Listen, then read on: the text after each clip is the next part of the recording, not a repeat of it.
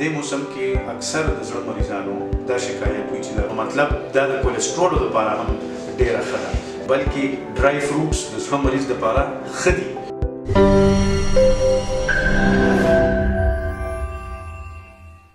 بسم الله الرحمن الرحیم. زما نوم ډاکټر سید عابد حبیب دی او زه د زړه سپیشلیسټ یم. نن سبا د یخنۍ موسم دی او په دې موسم کې د زړه مریضان ډېر تکلیف کوي. په دې موسم کې اکثر د زړه مریضانو دا شکایت وي چې د هغوی ساه خرابېږي او د شپې چې کوم دی سملاسلو سره یې ساه خرابېږي، خوب صحیح نشي کولی او د دې وجه عموما دا وي چې د زړه مریض خو چې د چا زړه کمزوري وي نو د هغه خو لږه لږه ساه همیشه خراب وي، خو دوایانو سره یې ګزاره روانه وي.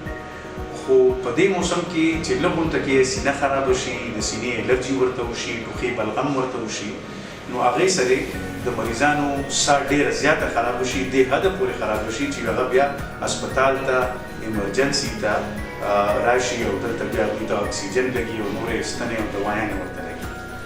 نو مطلب زما د خبرې دا دی چې په دې موسم کې د زړه مریضان چې کوم دي هغوی له ډېر احتیاط پکار دی او هغه احتیاط څه دی چې یو خو ټولو نه بنیادي خبره چې هر زړه مریض له پکار دی چې خپلې دوایانې په ټایم باندې استعمالوي چې کوم ورته ډاکټر لیکلي وي.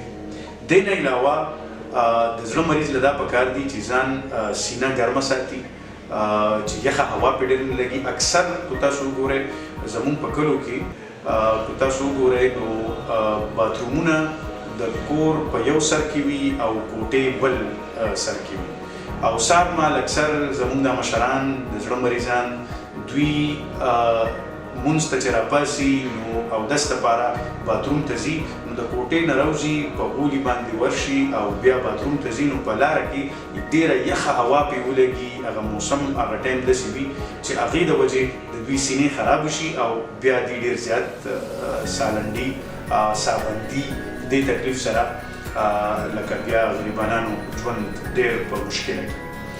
نو د زړه مریض ته دا پکار دي چې په یخنۍ موسم کې سهار وختي ټایم کې او د ماسخوتن نه پس د کوټې نه بهر ډېر نه وځي. د دې نه علاوه په دې یخنۍ موسم کې خلک ډرای فروټس ډېر خوښوي او ډرای فروټس د زړه مریض دپاره بد شی نه دی، بلکې ډرای فروټس د زړه مریض دپاره ښه دي.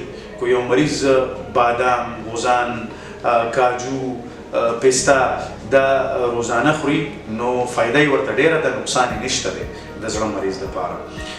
بلکې ریسرچ دا وایي چې دا ډرای فروټس چې کوم دي دې سره د وچه میوه چې کومه ده نو دې سره ګډ کولیسټرول لیول د انسان ښه کېږي.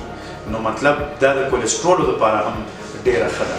نو د زړه مریض بالکل ډرای فروټس هم په دې موسم کې خوړی شي.